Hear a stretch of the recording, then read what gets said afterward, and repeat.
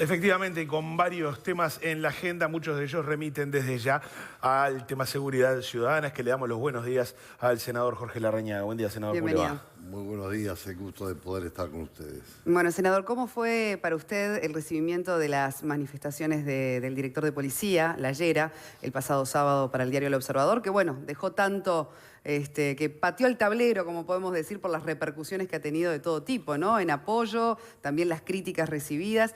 ¿Qué panorama sintió usted que planteó La Llera con sus declaraciones?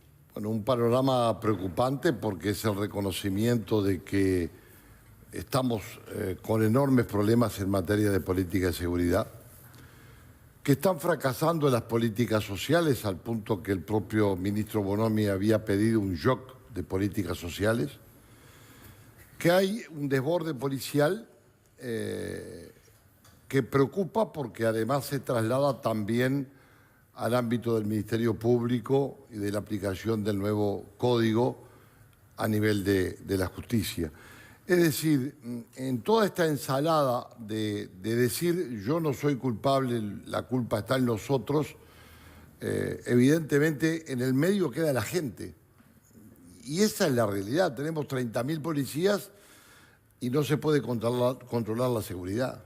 Tenemos dificultades de 13 años de políticas sociales que se han venido implementando, que no han constituido una ruta de salida de la pobreza, sino el ingreso a un círculo vicioso.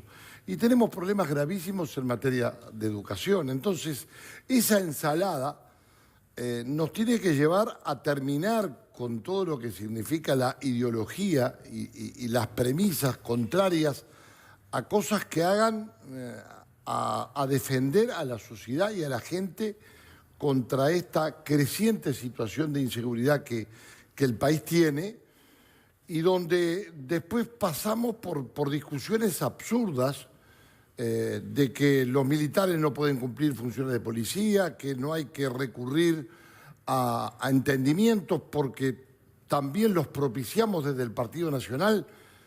Vaya si buscamos políticas de acuerdo con el gobierno. Lamentablemente hace 2 años fuimos a la Torre Ejecutiva y no salieron resultados positivos como para poder combatir la inseguridad porque el gobierno ha venido negando hasta la aparición del director nacional de policía, que fue valiente y sincero de lo que está pasando hoy en la sociedad.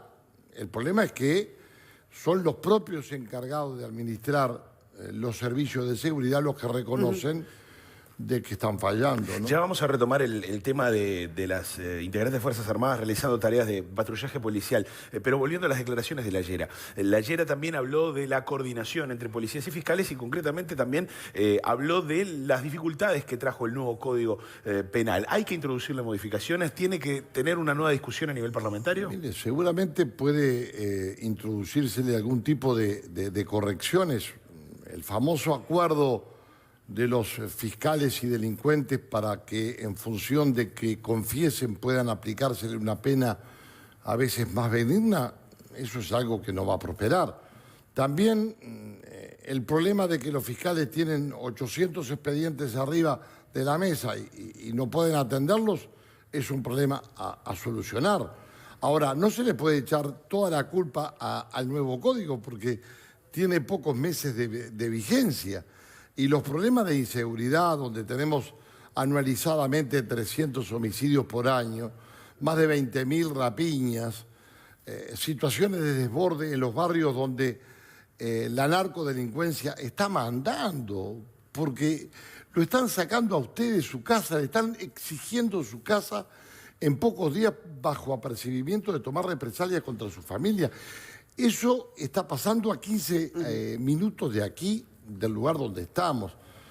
Entonces, no se puede tomar esto con trivialidad, no se puede tomar esto con el sentido de un gobierno que ha tenido todo, recursos económicos, presupuesto, la posibilidad de pagar mejor a los policías, de tecnificarlos, como excusas para no enfrentar una delincuencia que yo siempre he dicho, en la impunidad de los delincuentes empieza a generarse el miedo de la gente honesta, de la gente trabajadora. La Llera también daba información sobre lo que es una realidad social que va en aumento en este país, ¿no? Hablaba de la marginalidad, hablaba del aumento de la misma, de esta parte de la sociedad que quizás, bueno, por el tema del consumo desmedido, ¿verdad?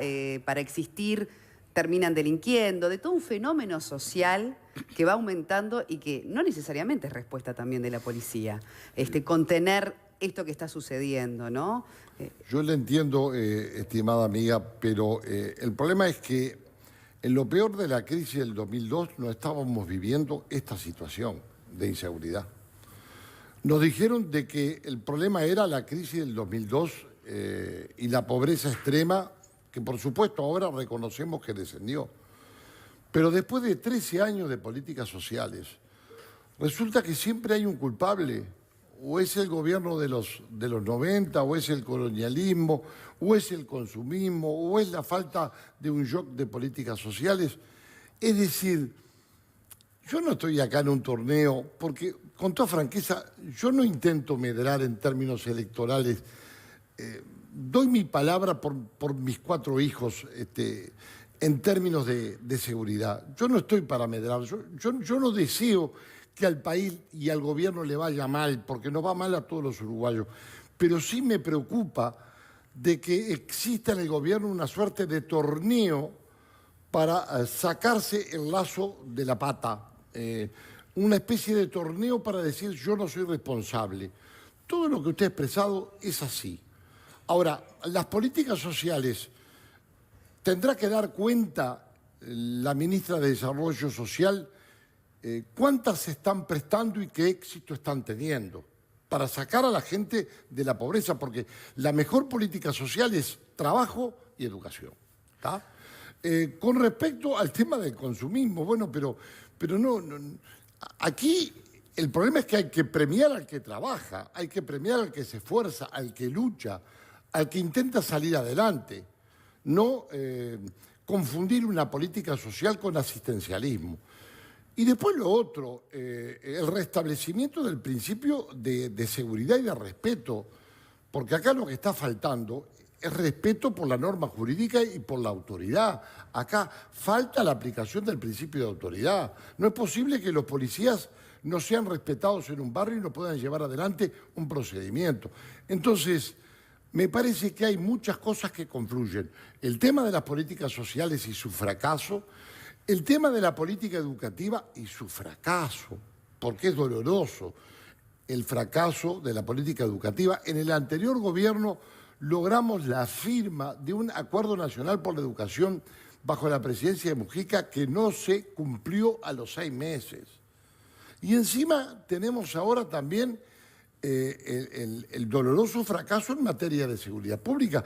Venimos de una interpelación que realizara el senador Bordaberry, en donde el gobierno dijo muchas cosas diferentes a lo que reconoció el director nacional de policía, La Llera, y conste que para mí yo respeto su trayectoria, sus conocimientos, y su función policial. Pero me parece que en la raíz de todo esto está denotando también algo muchísimo más grave. Es que tenemos una muy buena policía, pero no tiene respaldo del poder político, no tiene respaldo del Ministerio del Interior. Ese es el problema. ¿Pero en qué sentido lo dice? Y bueno, en el sentido que lo dijo el propio La Llera, el policía no sabe cómo reaccionar, cómo repeler agresiones de la sociedad civil en un barrio, cómo repeler frente al intento de aprehensión de 1 o 2 delincuentes. Es decir, tiene tremendas dificultades, pero a mí me lo han dicho policías que están llevando adelante las tareas del PADO, de patrullaje, que es un patrullaje diurno, porque en forma nocturna el PADO no se aplica en los barrios más complicados de Montevideo o de muchos puntos del país. Pero entonces, ¿por qué no insistir en todo eso que le faltaría a la policía para poder, bueno, cabalmente ejercer su trabajo, antes que introducir el tema de las fuerzas militares, por ejemplo? Porque están desbordadas, porque el Ministerio del Interior está desbordado.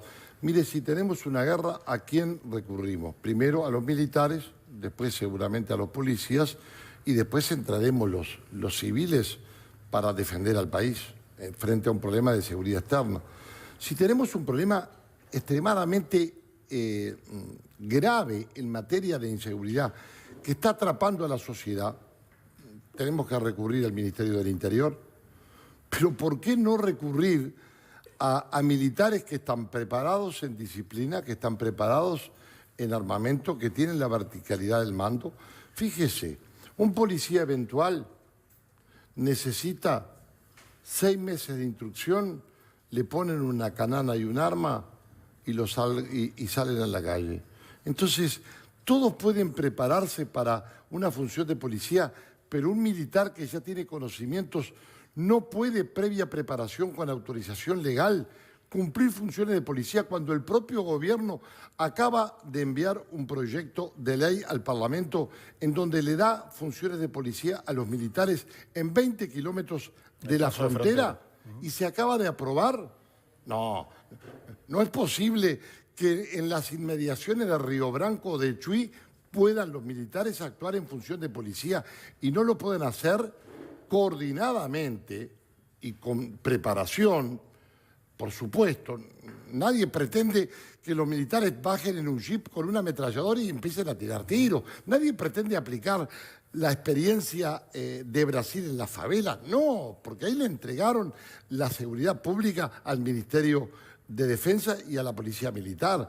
Pero sí como segunda fuerza, como hiciste en Europa, como hiciste en la Gendarmería, en los Carabineros en Chile, en la Guardia Civil Española, en varias guardias militares en Europa. Me parece que es compatible el equilibrio de fuerzas como para poder colaborar en materia de seguridad pública y ayudar al Ministerio del Interior. En el tornado de Dolores, ¿qué pasó? Que durante 6, 7 horas quien evitó el saqueo de locales fue el Ministerio de Defensa mediante el patrullaje que evitó y frenó el desborde y el saqueo de gente. Frente a catástrofes está previsto también en la Constitución que puedan valerse de esa fuerza. Ahora, ¿qué piensa de aquellas voces que surgen en contra de estas medidas diciendo que se desnaturaliza, por ejemplo, el verdadero espíritu o la esencia de las Fuerzas Armadas o que pueda tener alguna consecuencia no deseada a futuro? Pero no puede tener ninguna consecuencia negativa más que las consecuencias negativas que puede tener en el cuerpo policial. Algunos expresan que si aproximamos a los militares al narcotráfico, un billete de $100 los vence. Pero con el mismo criterio también la policía puede verse contaminada por el delito. Me parece que son críticas que no tienen asidero, porque en 1000 kilómetros de franja costera, ¿quién actúa como policía? La Prefectura Nacional Naval. Entonces, yo creo que negarse en términos ideológicos, ponerse la venda ideológica, cuando el miedo no reconoce ideología, cuando la inseguridad en los barrios no reconoce ideología, cuando el principal jerarca policial nos dice, miren, si seguimos así vamos a aproximarnos a situaciones como la de Guatemala y El Salvador, que es un desastre en materia de seguridad. Ahora, usted deja un poco en manos de la gente, porque cuando se dio la última interpelación a Bonomi, usted decía la gente está harta de la delincuencia, está harta de tener miedo, y que en definitiva esto lo tenía que decidir la gente a través de un plebiscito, el complementar a las fuerzas policiales con las Fuerzas Armadas. ¿Por qué en definitiva termina entonces para usted siendo dilucidado por la propia sociedad? Porque hay una realidad que es la siguiente. La gente está harta de los versos de los políticos y de los gobernantes. La gente está harta de las recetas del gobierno que pudiendo cumplir no cumple y las recetas de la oposición que son vertidas en los medios de comunicación y no pasa nada porque hay un trancazo en el sistema político. Y va a haber un trancazo también a partir del 1 de marzo del año que viene, porque gane quien gane no va a tener mayorías parlamentarias. Entonces me parece, estoy convencido convencido de que o hay reforma constitucional en función de lo que la gente disponga, o no va a haber grandes cambios en materia de seguridad, salvo los titulares del Poder Ejecutivo. Entonces, a mí me parece un instrumento bien democrático pasar de las palabras a los hechos y pedirle a la gente que firme para que se decida en octubre del año que viene. Pero es como un llamado desesperado, ¿no? No, Digo, no en es el un sentido llamado. de que hay también un sentimiento de que el sistema político no lo puede resolver. No, yo no tengo desesperación. El sistema político lo puede resolver acudiendo a la Constitución de la República. Pedir que la gente ratifique una línea de seguridad, una nueva gestión en materia de seguridad pública, no es jugar a la desesperada, es tener liderazgo. Es decir, vamos para un lado, porque frente a los que critican mi iniciativa, que yo reconozco, yo no me enamoro de mi iniciativa y digo, es la panacea, es lo mágico para combatir la inseguridad. Pero frente a los que me critican, yo les contesto, ¿qué tienen para oponerse a lo que yo sostengo? Nada, nada.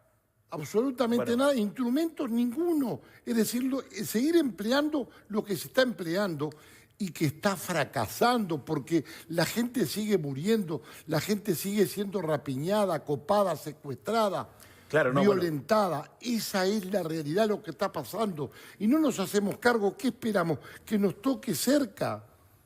Mire, yo tengo expresa autorización porque conversé con él, con Pablo William, hermano de aquella muchacha William, asesinada por Pablo Goncalves, y que tuvo 23 meses y fracción en la cárcel luego de haber cometido una serie de asesinatos.